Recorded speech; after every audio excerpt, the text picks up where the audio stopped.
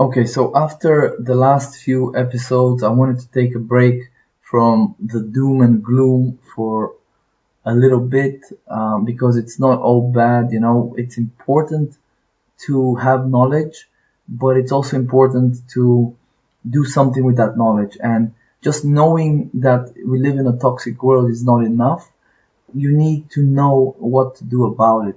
So in the coming episodes, I'll still talk about certain toxins because it's important that they're on your radar.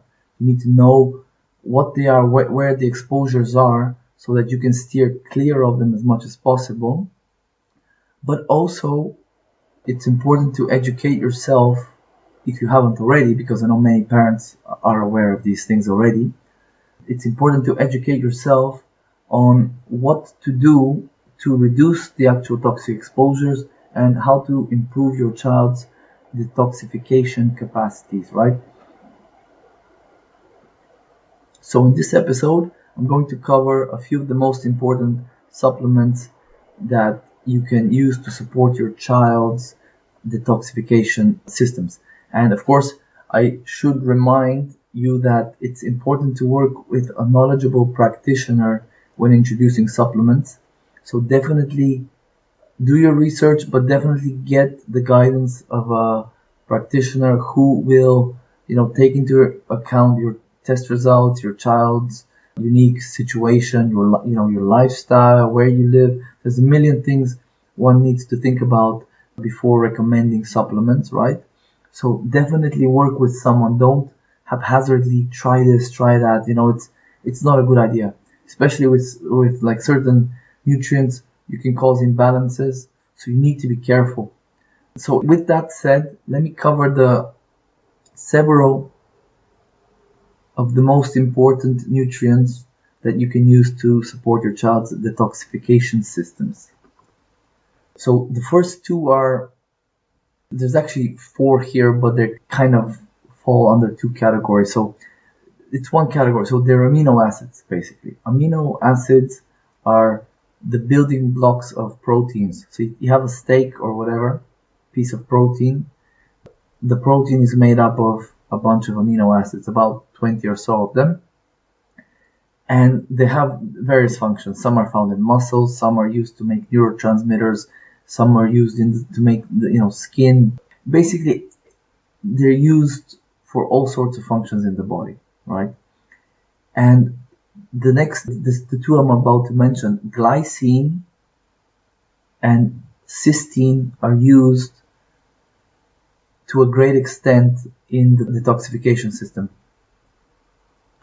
Basically, I haven't done an episode on this, I probably should have done it already, but there is an antioxidant in the body called glutathione, which is made up of 3 amino acids: glycine, cysteine, and glutamate. And glutathione is the master antioxidant in the cell, is what they call it. It's used for everything from in the immune system, detoxifying all sorts of foreign compounds, heavy metals, chemicals, stereotoxins, and things like that. So it's extremely, extremely, extremely important to keep us alive and to keep us healthy. And glycine and cysteine, these are amino acids that are normally found in food, but not much. They're not found to a great extent in the food that we eat. Now, glycine is very rich in things like collagen and chicken skin, this kind of stuff, collagen-y tissues. So that's one very good source of glycine. But other than that, the diet does not supply much of this amino acid. So a bit of glycine daily, or it also comes in other forms called DMG and TMG. DMG is dimethylglycine, TMG is trimethylglycine. Basically, these are variants of glycine. They have what are known as methyl groups attached, and these are just really good to support the methylation cycle, which is something we'll cover in a future episode. So glycine is an amino acid. You can just buy it. It's like sugar, tastes like sugar, and you can just add that to food. You can add it in drinks. So that's one nutrient that can help to support antioxidant production. The other one is N-acetylcysteine, which is basically a form of cysteine. which is another, like I said, amino acid that is not too common in the foods we eat. So this is a very, very powerful antioxidant. It has anti-inflammatory properties. It can bind certain metals and toxins directly, so without even being a part of the glutathione molecule, that antioxidant. Of course, it provides building blocks for glutathione synthesis. It can also reduce certain, like I said, it has anti-inflammatory properties. It can help to regulate certain levels of certain chemicals in the brain, that an excess of those can cause damage in the brain. And it has anti-biofilm properties, so it can disturb pathogenic organisms' ability to create biofilms where they can protect themselves from the immune system, antibiotics, and so on. It's a great supplement that you can put into your child's supplement program. But like I said, definitely talk to your practitioner. There's certain tests that you can run. For example, the organic acids test can show you that it has markers for not only glutathione, NAC as well, and acetylcysteine. So if you run the organic acids test, like I recommend for pretty much every family to do, you can see your child's current status.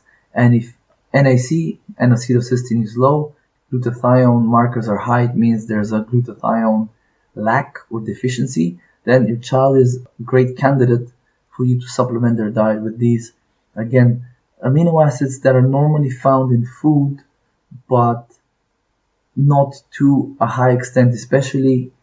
So like I said already, if your child's detoxification systems are overtaxed or they have a burden of toxins, you definitely want to increase those nutrients that are required in those processes to fight basically the toxins, to neutralize them, to excrete them, and so on. So other supplements that can be used to support detoxification include basically the B vitamin family. So all those B vitamins can just help because they support the energy production. So you need energy to get stuff out of the body. You know, if you're low on energy, the body wants to keep you alive. It does not have the energy to do extra things like excrete toxins and things like that. So B vitamins, a good multivitamin, you already know should be part of your child's daily supplement program. Vitamin B3 in particular is good for supporting detoxification. And then minerals are very important. So most importantly, zinc, magnesium, and selenium. So these are extremely important. They support the detoxification system. They support overall body health, the immune system, brain health, and so on. So they should be a part of your child's supplement program. Now, I'll talk about this in the future, but it's very important for you to check your child's nutrient status if you can, whether it's via blood test for minerals or a hair test. You need some sort of indication to see what their status is, because deficiencies in zinc, magnesium, selenium, these can definitely have negative repercussions beyond just impaired detoxification systems, right? So, and then finally, you can use, like I already said, you can use glycine and N-acetylcysteine to support glutathione production in the body. So you're supplying those building blocks for the body, and it's up to the body then to make glutathione.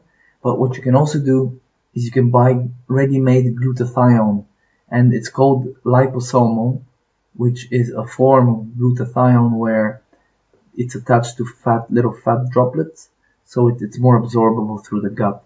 And the issue with glutathione is that it is a fair bit more expensive than just N-acetylcysteine and glycine. So that's one of the issues there, which is why I don't normally recommend it, unless your child needs a lot of kind of initial, let's say you found there's a lot of heavy metal toxicity or chemical toxicity test found a lot of high exposure to chemicals.